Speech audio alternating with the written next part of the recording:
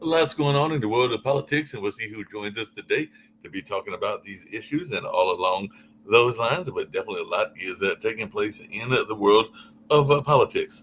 The State Department has slashed its annual reports on human rights. So the State Department report condemns South Africa over extrajudicial killings in annual human rights report. So the U.S. is escalating its human rights criticism of both South Africa and Brazil. So it looks like the Trump administration, according to the BBC, is rewriting and scaling back annual human rights report. Philippines condemned China after South China Sea collision was captured on video. So Chinese overkill in dispute with Philippines damaged two Chinese ships while it could have been much worse. Philippine Coast Guard video shows Chinese ships collide while chasing the Philippine boat and all along those lines. So definitely that's something that folks are talking about as well. And Europeans fear being a footnote in history as Putin looks to strike a deal with Trump. Zelensky says Putin wants the rest of Ukraine's Donetsk region as part of a ceasefire. So some folks are wondering, including those on the Hill, will Trump get played by Putin? Europe apparently is worried. EU leaders say Ukraine should have freedom to decide its own future. And an Israeli airstrike kills a prominent Al Jazeera journalist and colleague in Gaza. Anas al Sharif became the face of the war in Gaza for millions. Then apparently Israel killed him, is what the CNN is saying, and all along those lines. So definitely, according to the Guardian's view on Anas al Sharif and Gaza's journalists, they're saying that Israel is wiping out the witnesses, and there's definitely a lot of danger going on with journalists and all along those lines in that area. And Adidas apologizes after Mexico criticizes an Oxycontin inspired shoe. So Adidas is apologizing for cultural appropriation. So that is something that folks are talking about as well. So definitely that is something that is in the news. A Mexican American designer apologizes for Adidas sandal design accused of cultural appropriation. Adidas and designer Willie Chavara apologized to the Mexican indigenous community for appropriated shoe and everything like that. So definitely cultural appropriation is in the world news as well. Israel is intensifying its bombing of Gaza, killing 89 Palestinians in 24 hours. So Israel bombards Gaza City as UK and allies demand action against unfolding famine. So that is something else that we're seeing in the news as well. A man survived 9 days in the wilderness drinking dirty pond water, carved help on a rock. So a Canadian man was rescued after 9 days in wilderness surviving on pond water. The lost man spent 9 days living off of dirty pond water until rescuers spotted help carved onto a rock. And U.S. teen influencer pilot accused of unauthorized Antarctic landing, and that's definitely something we're hearing about as well. So influencer Ethan Gu, 19, can leave Antarctica after he was stranded for 6 weeks. The U.S. teen influencer still stranded and in Antarctic weeks after a landing plane without permission, but now we're hearing that he can leave and all along those lines. And the South Korean court is ordering the arrest of wife jailed ex-president Yoon Suk Yeol. So South Korean's first lady, Kim Keon Hee, is arrested on corruption charges. South Korean court orders arrest of impeached former president's wife. And South Korea awaits ruling on bid to arrest the former first lady. And Zakaria Zubedi, the Palestinian militia and theater leader, is speaking after a release from prison. There's no solution. Ex-terror chief Zubedi laments failed Palestinian strategy.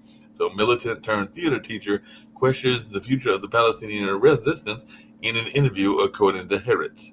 So definitely that's something going on. And even Ynet News says the Palestinian struggle is futile, and that's what a notorious terrorist leader is saying as long as that way. And as Europe's heat wave intensifies, France bickers about air conditioning. So definitely there's that heat wave that's been hitting. We've actually been in the 80s, but even though we're supposed to be getting back to the 90s here in the Carolinas, but it's definitely been hitting over there where Nick is at, even though I think he's on a business trip right now. But it's definitely been hitting around Spain and France and a number of other European countries. Nothing will be left, according to Barron's articles. They're saying Israel is preparing for that Gaza City battle. So Israeli hostage family calls for a nationwide walkout. That was reported earlier today in the New York Times. And there's a clash over the Gaza plan, exposed a rift between Netanyahu and the military brass. So Israel's new war plan includes fighting in Gaza's central refugee camp and all along those lines. So that's definitely something that people are talking about as well. So definitely a lot going on in that space. And apparently, Israel must give UN full access to Gaza to halt starvation, allies say. Global outrage grows after Israel kills Al Jazeera staff in Gaza. And in Australia News Live, Penny Wong joins 26 countries calling for a flood of aid to relieve unimaginable suffering in Gaza. And definitely, there's a lot talking about what's going on with the hunger situation in Gaza and all along those lines. Russian forces breach Ukrainian defenses and drive toward Pakrovsk, and the Russian military makes a surprise push in Ukraine ahead of the Trump talks. So Russian troops pierce Ukraine's patchy defenses in Donetsk days before the Trump-Putin summit. So gradually, then suddenly, a Russian breakthrough sets the Ukrainian alarm bells ringing. So we'll see how this all plays out, even in the talks. I think that Trump said that within 2 minutes he can tell whether Putin is serious or not, or something along those lines. I know we were talking about that on the World Edition earlier today. And Trump is calling Wall Street's bluff on tariffs. So definitely tariffs is something that is in the world political news as well. And the world's largest wealth fund rolls back Israeli investments over West Bank and Gaza. So the world's biggest investments fund expects to sell more Israeli stocks due to the situation in Gaza and the West Banks. Norway's $2 trillion sovereign wealth fund will stay invested in Israel, the NBIM deputy CEO says. So Norway Wealth Fund had originally been reported that they had terminated Israel's asset management contracts, but now it looks like this $2 trillion sovereign wealth fund will stay invested in Israel and all along those lines. And the far right, AFD, takes lead in Germany, says bombshell new survey. So Germany's Merz slips behind far right in poll after angering friends and foes. So after a torrid 100 days, Germany's Friedrich Merz is mocked as a dead man walking, and some folks are saying he must fight back. So we'll see how this goes as well. And like I said, some people are wondering why Australia is risking U.S. anger to recognize the state of Palestine, and Australia to recognize Palestinian state, leaving U.S. increasingly isolated among key allies, is what CNN is saying. And some people are saying Netanyahu is in denial over the Gaza suffering. As a matter of fact, one of those people is the Australian Prime Minister, and all along those lines. And settlers threatening, IDF soldiers ordered another West Bank Palestinian village. Jeremy Boyne and Israeli settlers intensify campaign to drive out West Bank Palestinians. So definitely it looks like there was even an article about the Palestinian shot defending his home from Israeli settlers. So there's a lot going on, whether it's the temperatures in Europe or what's going on in the Middle East or what's going on in other places as well. So definitely that is something going on. And a lot of these YouTube influencers are having interesting things. I mentioned the guy that was stranded after he did an unauthorized trip. And now there's another story about a YouTube star killed in a horror off-road car accident. So the influencer couple killed in a Canadian mountain crash. The BC couple behind the popular off-roading YouTube channel Toyota World Runners died in a crash. And I also heard that there was a Middle Eastern fashion influencer that just recently passed at 36. And I think her husband said that she never considered herself to be an influencer, but she did die at a relatively young age. And southwest France is sweltering under the heat wave as fire crews guard smoldering area. So we're being cooked alive. Europe burns as temperatures soar above 100 degrees and all along those lines. So definitely wildfires raging across southern Europe as temperatures top 40 degrees Celsius. And apparently Donald Trump brokers a peace plan in the Caucasus. So that's something that folks were talking about with Azerbaijan and Armenia signed a U.S. brokered peace accord at the White House. So we'll see if that can be a deal brokered between Ukraine and Russia and everything. And Mexico and Brazil are rebuting Trump's claim about violence in their cities and all along that kind of way. So definitely lots going on. I've got Sasha with me, and I know Sasha just heard about the latest attack. I know they'll be talking about that on Friday on the Ukraine show, but it does look like there was an attack on the Donetsk region in Russia, even though the talks are supposed to be going on in 3 days. So I guess Putin was trying to do an aggressive push before he meets with Putin. Maybe that's going to be some of the territories that he's going to try to get Trump to give up or something like that. But I just wanted your take because I did just see that as I was preparing for this show. It looks like it happened after we did World Edition, so it looked like it happened earlier today. Yeah, that's true. I've definitely heard about this Russian attack where they moved forward. Um, Again, they lost almost 1,000 people in the last 24 hours, which is going on and on for several days, weeks, or I would say months again.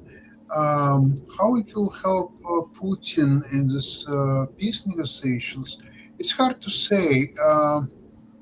Because the front line is changing almost daily, sometimes several times a day. So let's see, he moved a little bit ahead in one direction, and then he had to give up some grounds in other directions, and so on. Um, it's difficult really to understand. Is all this war? Putin pretends that he wanted to have the security of Russia to make sure that Ukraine would not join NATO, so NATO will not be at the door of Russia. However, the way the war is being conducted for so quite a while, it's becoming really a territorial war, nothing else. What he's trying to do is to gain as much territory as possible. Um, I don't understand the format, the meeting between Putin and Trump. If Ukraine is not there, never mind European Union or NATO, just Trump and Putin, what can they actually decide? What Putin say? I want all Ukraine. Okay, so Trump will say no, I will not give you all Ukraine. Who is Trump to Putin to give his opinion? He'll give all Ukraine. It's not his country that he's going to give or not to give to Putin. So I don't understand the format. If Trump wants to negotiate some business with Putin, that's a different story. Then he doesn't need Zelensky, Ukraine. He doesn't need the European Union. He may just as well discuss a future business with Putin. And I think that's what Trump's goal is. I don't believe that he sincerely wants a peace between Ukraine and Russia. What makes a difference to him if there will be a peace or there not will be a peace? Has a great opportunity for American military suppliers to make tons of money, billions of dollars, by selling to Ukraine directly. He's not going to do that. So indirectly, through the European Union, as many weapons as possible, making a lot of money for U.S. Military contractors. And of course, by making so much profit, they will pay bigger taxes, supposedly.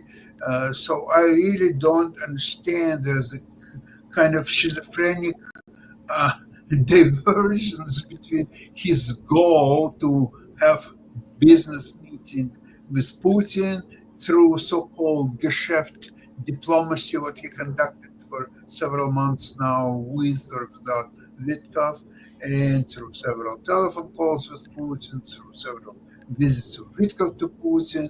And what is the result? After so many months, what is the result? The Russian, after actually, what's noticed that after each telephone conversation of Putin and Trump, the bombardments of Ukrainian city uh, were intensified significantly.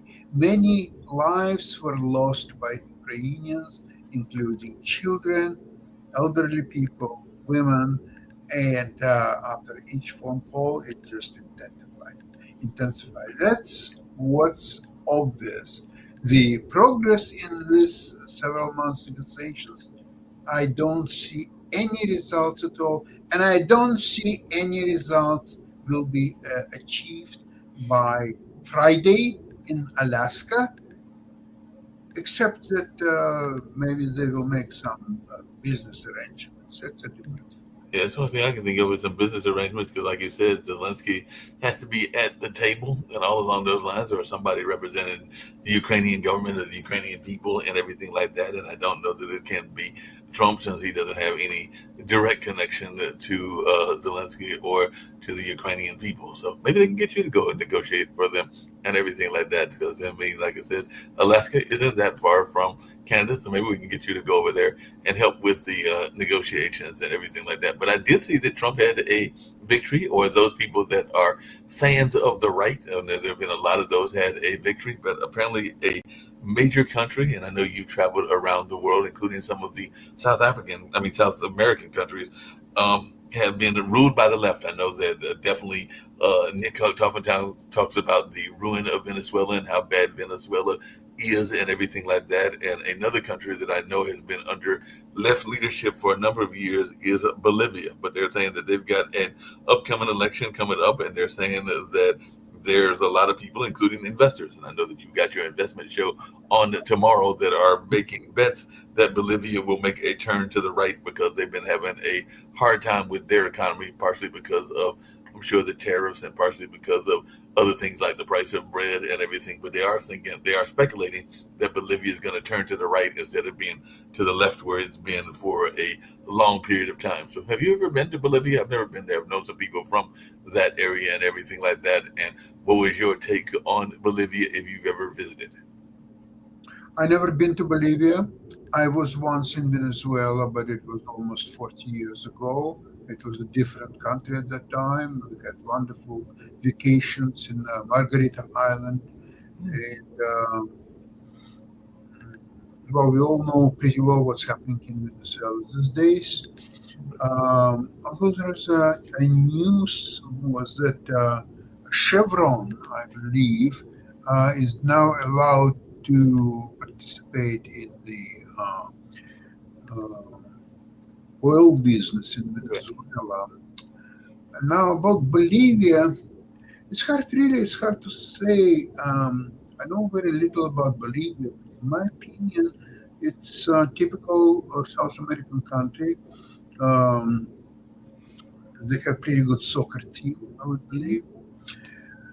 But politically, I think whatever will happen in Bolivia, it will affect, first of all, Bolivians themselves. I don't know how else it will be affect other countries. Yep. I may try to reach out to some folks from that area and to get some conversation around South America because that's actually one of the areas we don't talk a lot about. Even though we do have a show, Kate Pasta Mohair, that talks about of the Latin American population in the United States. It doesn't talk about it as much in the Latin American countries, even though they have done that on occasion. But that's every Sunday at 4 o'clock and everything. But they do talk about the economic power in terms of buying power that the Latin American community has, and they talk about that every Sunday at 4 o'clock here on Pod TV and all along those lines. I did see, and I mentioned it earlier before you got here, that sometimes countries can get in trouble because they are seen as appropriating a symbol or something like that. And it looks like then I don't know if you ever invest in shoes in terms of, I know you wear shoes, but I don't know if you invested in them in terms of a financial investment. But apparently Adidas has gotten in trouble and they are now apologizing because they came up with a new brand and the brand was seen to be insulting to Latin American indigenous people or Latin American Indians, as some people may refer to them, and everything along those lines. But they did get in trouble, and they're now making a public apology. So who knows? It might have hurt their stock. And I know tomorrow we've got the investment show at 1 o'clock. So is that something that you Right. ever considered investing in? Is in the whole shoe market or anything along those lines? Because that was one of the stories that I was talking about earlier, was how they got in trouble for what some people term as cultural appropriation, and even sometimes the rappers and some of the jazz musicians and other people get in trouble when they are not seen as the founders of that music and are taking advantage of the people that created the sound. So there's this whole term of cultural appropriation and all along those lines. But that is something that they were accused of, because I guess the shoes look like the shoes that the natives wear in Mexico and everything like that. And they have apologized, because I think it was a Mexican American shoe designer that came up with the shoes and everything. But and she was designing them for Adidas. But just in curiosity, in terms of economics, what do you think about shoes as an investment, since we will have modern investment? And I know Adidas, Nike, Converse back in the day, and a number of other ones were quite popular and made a lot of money for those brands. Um, well, I'm not specializing in shoe investments. Yes, there are companies like Nike and a few others, I guess, if you can remember. But they're like cyclicals. Okay? They're coming with a new product, and it has this product cycle, and sometimes their stock is going higher, and then it's for some reason it's crashing. And there is, of course, fierce competition in this business. But I, I really don't know whether it's appropriate investment for anybody to really look into it. I cannot. That makes sense. Everything. I do have another investment that might be an interest of, and it comes from the world of politics. There might be one that Trump might want to get into and everything, because apparently, and I know we've got some people on this network that are not big fans of France and everything like that. I've never been to the country, so I can't make a judgment one way or the other. I can only go by what I've seen and what I've heard and everything like that. But apparently, the French nuclear plant was forced to be shut down by a massive jellyfish swarm. So I'm guessing that it was a nuclear plant that was on a coast and everything like that. So they were forced to shut down their nuclear plant because of these big swarm of jellyfish. So maybe Trump can make a living trying to and do a job of trying to clean out the jellyfish from France. So what is your take on this? Because apparently they have shut down an entire nuclear power plant, and this took place on yesterday, and that could even impact, because like I said earlier, I know France and Spain have been dealing a lot with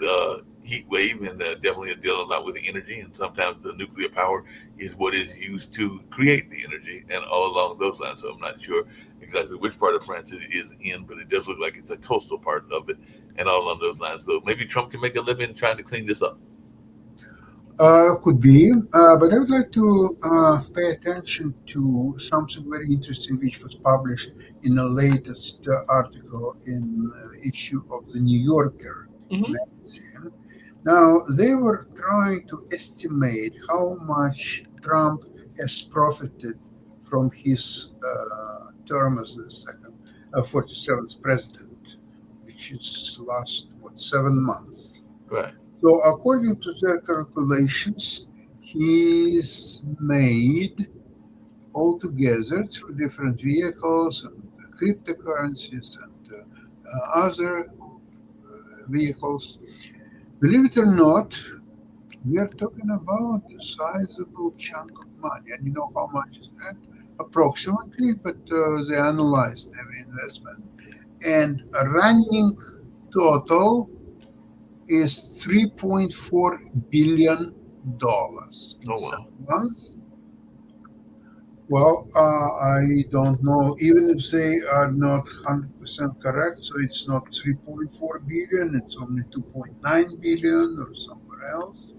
I don't think he needs to worry about making additional money, because this money are coming his way without actually making a lot of efforts to Yeah. his part. Hey, yeah. One of the things I was going to get to you on World Edition, but I didn't get a chance to ask you, but I'll ask you now, is I know that there have been a lot of reports, including some that I was watching on network news, but you brought it up on World Edition, you brought it up on your show as well. How much is Canada not buying American? Because it looks like one of the articles I said was that I saw was that it is a significant amount of money that is not being spent on American goods. And I know you brought this up on a number of our shows and everything, but there were some people, I think, on ABC or one of the major networks that were back at what you've been saying for a week. So I just wondering, what have you been observing?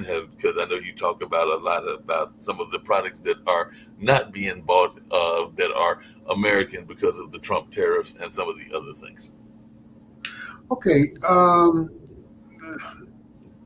the boycott in Canada, boycott of American products, uh, is not really organized by somebody from the top. It's just a result of Trump's reckless policy toward Canada, saying absurd things that it's going to be 51st state or something like this. And that way, you see, the tariffs are the tariffs. Okay, he can put tariffs against, he does, many countries, but in Canada case, it could be just like that. So it could be negotiated one way or another. Because Canada actually is only one of two countries resisting American tariffs. The second country, as you know, is China. Now, but in Canada case, he decided to go all the way, threatening Canada's sovereignty, and this he alienated, if not all, but too many Canadians. So the ongoing boycott of American products in Canada is real, and not only that, but travel to America has been coming to a zero. Um, Recently, I was travel. There is a section in the Toronto airport which deals with the flights to United States. It was empty. There was no flight attendants. There was no passengers. There was nothing. It was Well, just a huge empty hall. Now, speaking about Canada, is definitely asserting themselves in looking for alternatives of trading with different countries, uh, absolutely trying to avoid trade to the United States. And how it will be resolved is hard to say because the both economies they were interwoven for a long time. And, like for example, auto industry. A lot of parts are coming from Canada to U.S. and from U.S. to Mexico and from Mexico back to Canada, and they assemble cars and so on. So if you try to put tariffs every each way these parts are moving, it's become absolutely unthinkable situation, and I don't see how anybody will benefit from it except that tariffs will be charged by US.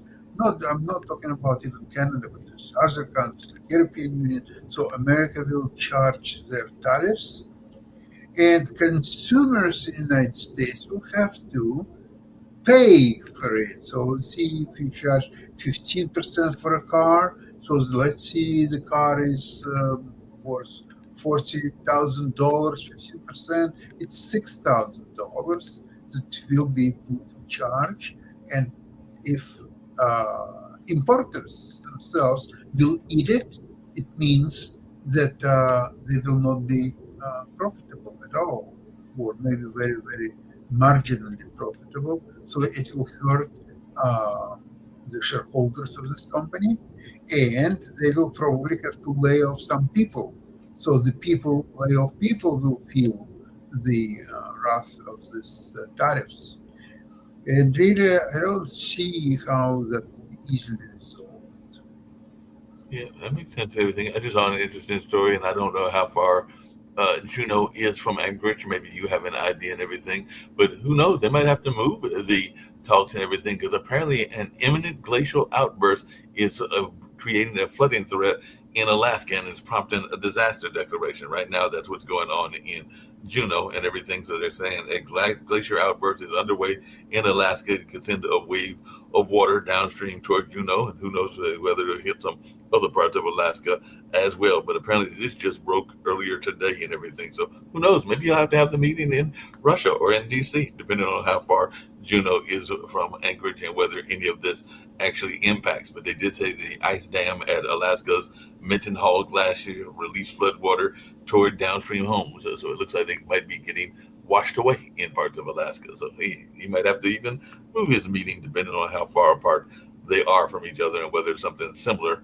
happens in that area. And I did see in one of the articles that you'll be glad to know this. They do say that both Vance and um, Trump will be speaking to Zelensky before the Putin summit in Alaska. The White House reported that about an hour ago and everything. So they said that they are to meet virtually with Zelensky ahead of the Putin summit, and Zelensky refuses to cede Donbass, saying to do so would give Putin a springboard for future offensives. So he said Ukraine will not cede land. There could be a Russian springboard for a new war, is what Zelensky said. But he did say, I guess, that they're going to have some conversations, maybe because that conversation is before your show at 11 o'clock. I mean, after your show at 11 o'clock. So maybe they'll be talking to Zelensky while the show is going on at 11 o'clock. Because they did say they were going to be having a conversation with him beforehand. So Trump and his vice president Vance will be on a Zoom call or something like that to get some direction from Zelensky before they meet with Putin. So, what is your thoughts on this? Since this is just now being reported by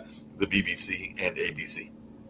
Well, I think that it's not only a conversation with Zelensky, there will be also conversations with the European Union and NATO as well. And I don't know if it will be two separate tracks or it will be all together. One conversation, I'm not so sure. With possibilities that meeting will not take place after all because of the divine intervention from the top. That's another possibility. Yes, that's possible. And I think that this meeting was arranged without any grounds for it. There is no any agreement in place between any parties. It's Trump's way to attract and divide attention, to get away from Epstein files, and through his rating, which is plummeting in the last several weeks. This is a way. So if nothing happened there, oh, Trump is going to Alaska. Trump arrived at Alaska. Trump came here. Putin arrived to Alaska. Now Trump went to somewhere, some hotel. He's staying in this hotel. Putin is staying in that hotel. And now they're going to go from this hotel to that hotel.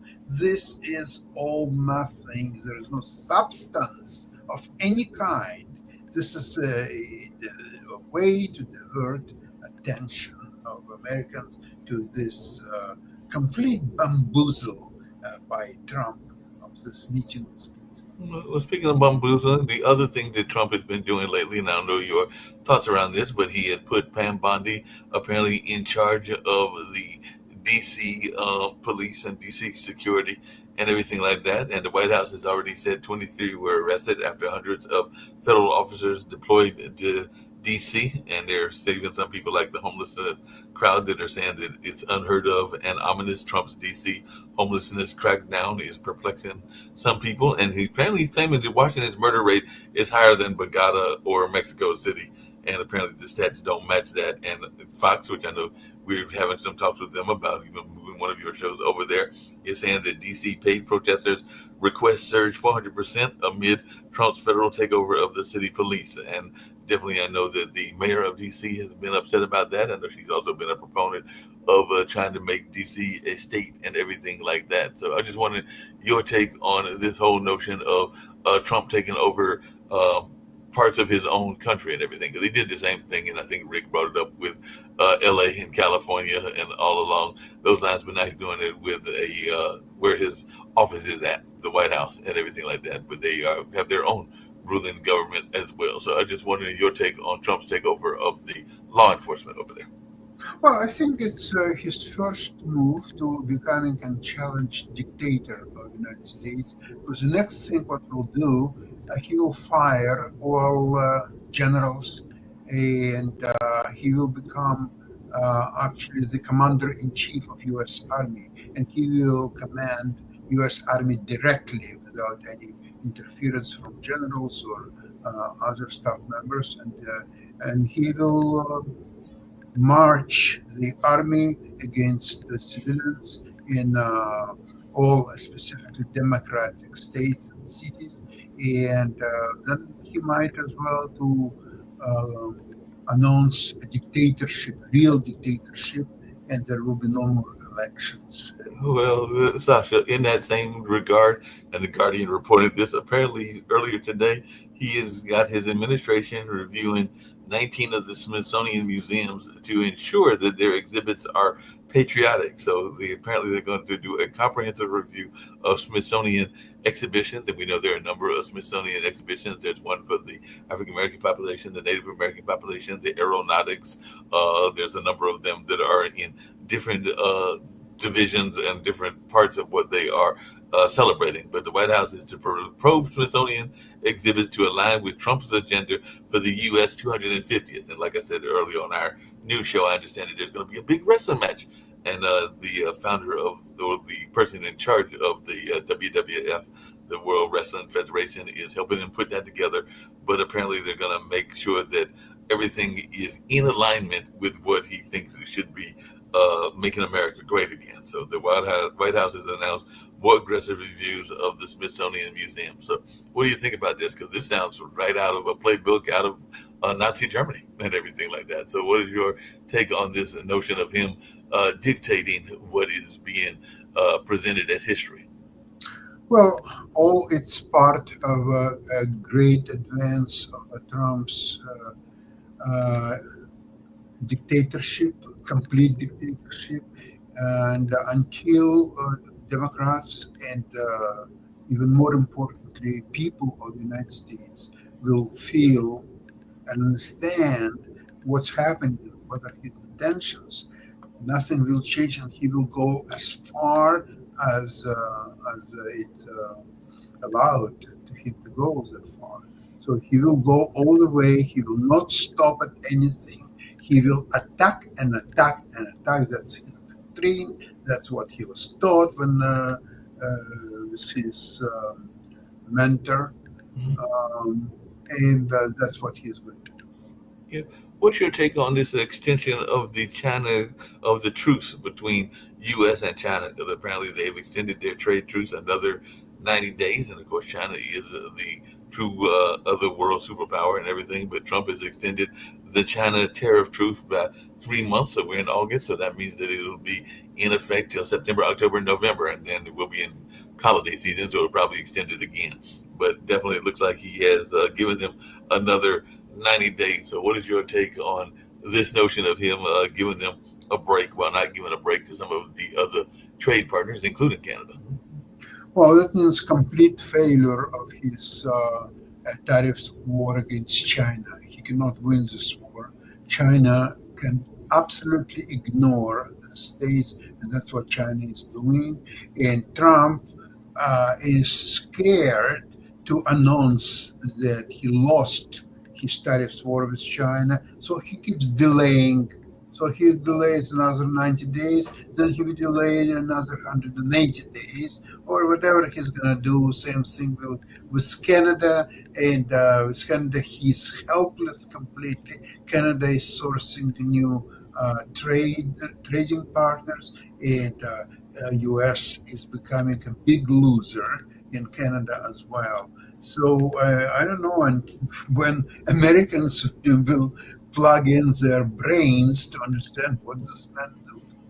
Yeah, But well, we'll speaking of see. speaking of plugging into brains, apparently Russia is in the news again because of something that they were accused of before, and this has just came out today as well. But the New York Times is saying that Russia is suspected to be behind the breach of federal court filing systems. So definitely they are suspected of being behind another hack, and this is what the New York Times is reporting. And they apparently breached federal court records targeting national security cases and all along those lines. And I know that at one point you were involved in the Soviet Union and everything. So this probably been going on for decades, even when you were involved in that before it became Russia and everything like that. So I just wondered your take on: are we not paying enough attention to what Russia and China are doing in terms of wiretapping and in terms of controlling and looking at our records, whether they be our text records or our federal records? Because apparently this was the federal court filing system, so maybe they were tapping in to see what was going on in the Epstein case or all along those lines. But what is your take on the Russians tapping into breaching our um, computer systems and our court system? I'm not surprised at all. As you know, Trump appointed all inept men and women into his cabinet. And sometimes I'm trying to understand if indeed Trump were a Russian spy, Mhm. what would he do differently from what he's doing now? I don't have answer to that. Yeah, well, apparently the U.S. court says that Trump's Doge, and we remember that that was the team that Elon Musk at one time was the leader of, can access sensitive data. So apparently the appeals court is going to allow Doge access to sensitive data at several agencies. So both the Russians are looking at the data, but also if you got sensitive data and you're an American citizen, the U.S. courts are now saying that they can go there and look at whatever they feel like. They can access your social security numbers and other sensitive data. I mean, that's what basically hackers do when they go and get uh, accounts. I've had friends of mine, including family members, that have had their identity stolen, and I know a lot of times that is because of what is going on with social security numbers and other sensitive numbers and data and everything. So you could turn out that if they get all this information, you won't have to worry about it because you're in Canada. But me, Steve, Ralph, and Nick won't have to worry about it. He's in Spain now. But maybe Kim, we could find out that we are now doing things that we didn't know we were doing because they've got access to it and can change our records and all along those lines. So definitely, it'll be interesting to see what goes on that. I know one of the people you talk about a lot, well, Rick talks about a lot, is Pete Hedges, and apparently he's in trouble now because he's reposted a video of a pastor saying that women shouldn't vote. So apparently he's come out there and is questioning the right of women to vote and all along those lines. So it's a one of those mega pastors or something like that, and he's reposting it. So I just wanted your thoughts around this notion of getting rid of half of the voting population. Talk about a handmaid's tale, and talk about us definitely getting ready to head into a Trump dictatorship. And I have heard rumors. I don't know if you've heard this, but I have heard rumors that there is people that are researching him getting a third term or figuring out a way to get a third term. So, what is your take on women being told that they don't need to vote and maybe Trump going for a third term? I'm pretty sure that Trump will go for a third term. The way he will do it, either through um, declaring a military situation. Maybe he'll start kind of a war against somebody and will declare that during the wartime there will be no election. It will postpone, probably indefinitely. Uh, Maybe he will just change constitution. Maybe he will announce a real dictatorship. Actually, he may throw away all constitution instead of changing constitution. He'll just throw it away. Say that it's no longer a document by which American lives. That's in the past. Now it's a Trump way, or you go to Yeah, could constitutional be. centers. It could be, and he's also doing a lot with Medicaid because they're saying that millions will lose Medicaid, and that we've talked about that on the economic show under Trump's tax law and everything. So, Medicaid health care crisis, according to an article in the Kansas Reflector, could cascade into Kansas, Swampin Hospital and patients, and I'm sure that that could be the case in other countries as well. As a matter of fact, they're saying 10 million Americans will go uninsured due to the Trump's tax and spend law, according to what the CBO is estimated and everything like that. So a lot of folks will not be having health care. Maybe we're going to be ready to flood Canada because I know y'all have a great healthcare system and all along those lines. So what's your take on this notion of bad healthcare? Because we might have to start flooding to Canada and going up there because y'all have great healthcare, but I think you have to be a citizen in order to get it. But correct me if I'm wrong. Maybe you can get it even if you're not a citizen and everything like that. So what is your thoughts around the parallel between the Trump American healthcare and Canadian healthcare? No, in Canada, you don't have to be a citizen of Canada. As long as you live, for example, in the province of Ontario, you are entitled to free medical care, and you have so-called Ontario Health Insurance coverage. It's Ontario Health Insurance Plan, so-called OHIP, and under that, you are allowed to all kind of medical help, whatever is available, free of charge, by the way.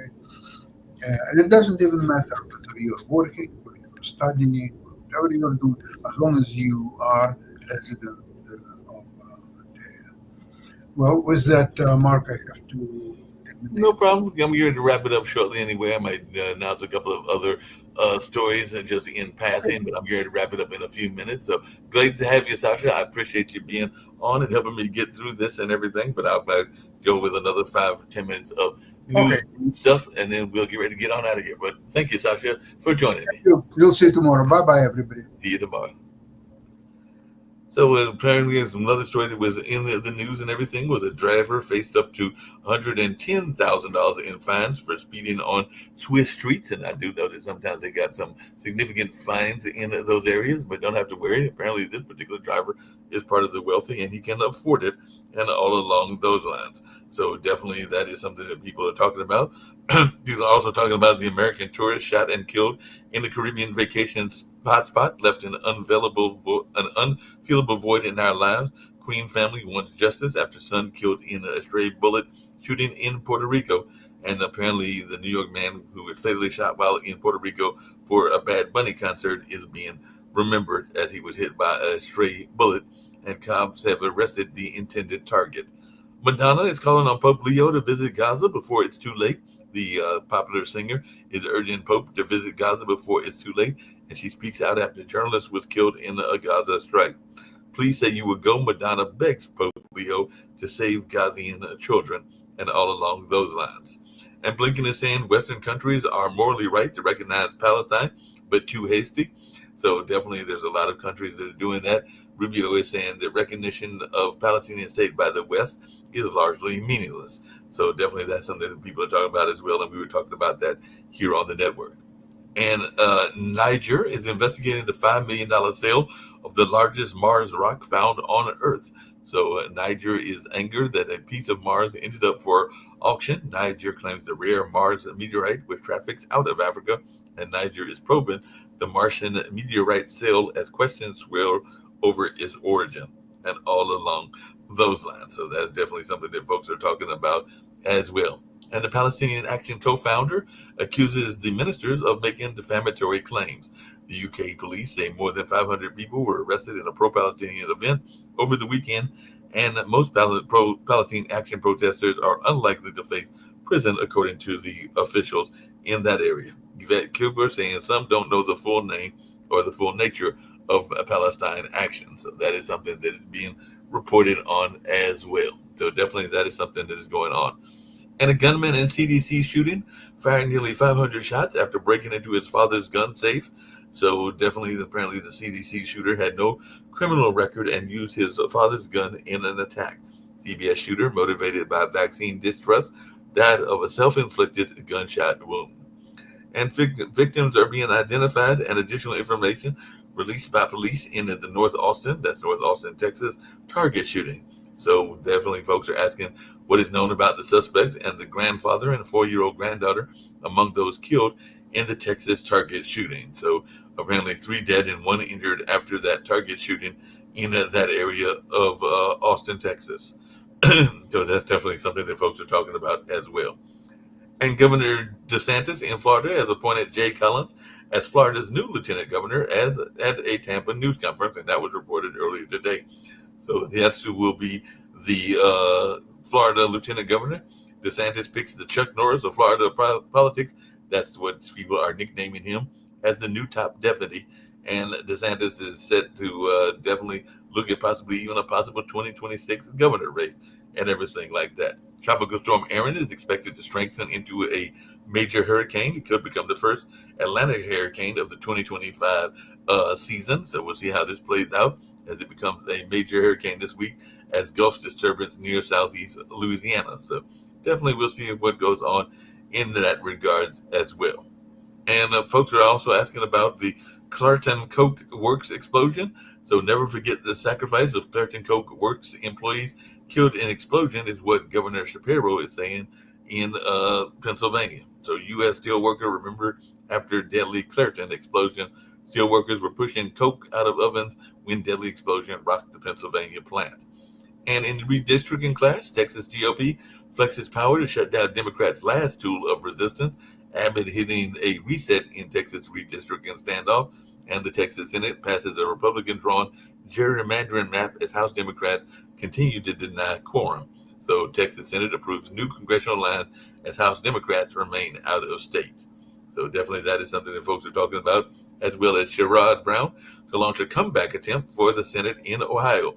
So Sherrod Brown plans to try for a Senate comeback in Ohio. Democrats score another big Senate recruiting win from the politics desk, and all along those lines is where we're hearing about this at. And the MAGA ousted Dem senator from key swing state launches comeback campaign after losing a seat in 2024 and everything like that. So we'll see how this plays out and what goes on in that place. And the federal court hears arguments Trump violated Posse Comitatus Act. So general involved in Trump's LA military deployment testifies he didn't hear protests described as rebellion. So definitely trial exposes internal tension over Trump's use of the National Guard in LA. So that is definitely something that folks are talking about as well.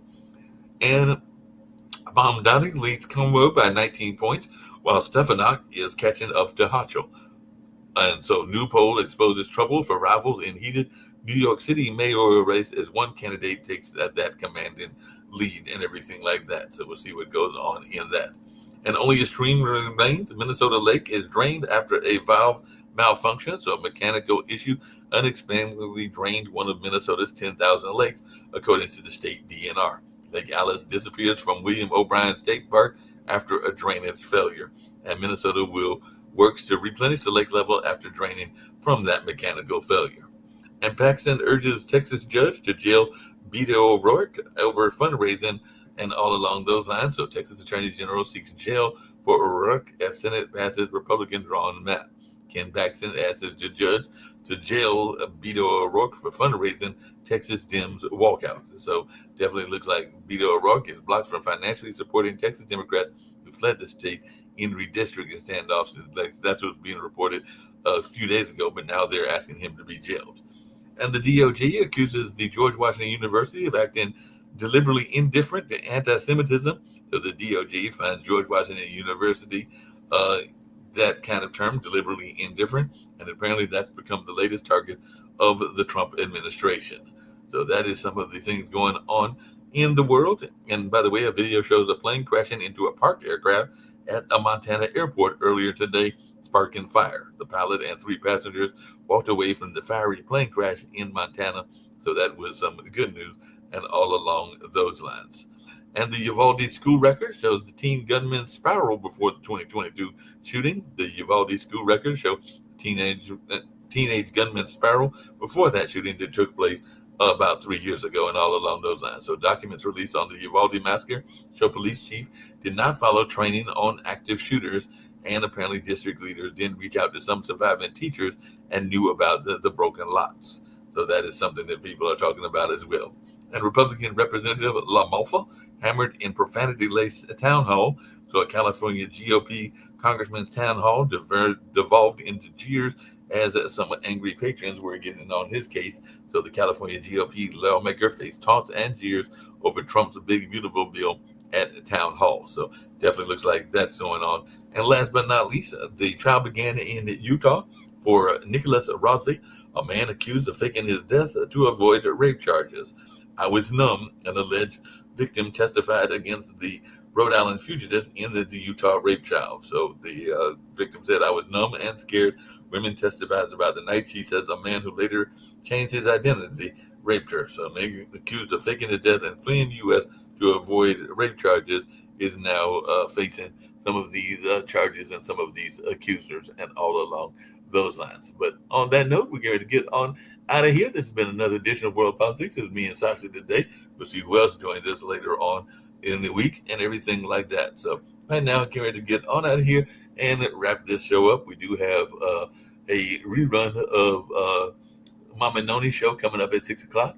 And at 7 o'clock, we'll have a rerun of Sharon's show, Plan to Prosper, as well. So we do have some other shows coming up on the network. And, of course, Urban Sentinel will be bringing us a new co-host, and that'll be coming our way at 8 o'clock. But right now, let's get on out of here.